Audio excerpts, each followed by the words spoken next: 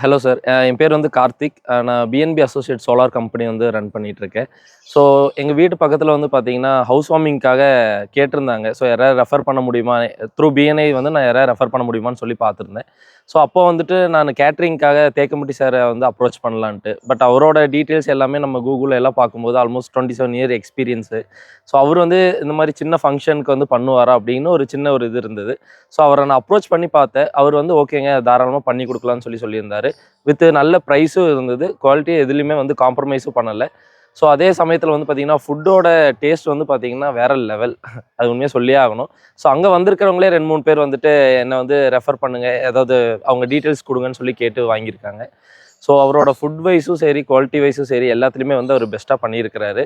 400 பீப்புள்ஸ்க்கு ஆக்சுவலாக நாங்கள் சாப்பாடு கேட்டிருந்தோம். அவர் கொடுத்தது வந்து ஆல்மோஸ்ட் 500 அளவுக்கு கொடுத்துருக்கிறாரு. குவான்டிட்டியிலே எந்த ஒரு இதுவும் இல்லை. ஏன்னா வர்றவங்களுக்கு ஃபஸ்ட்டு சாப்பாடு இல்லைன்னு சொல்லக்கூடாது. அந்த அளவுக்கான இது அவர் நீட்டாக பண்ணி கொடுத்துருந்தாரு.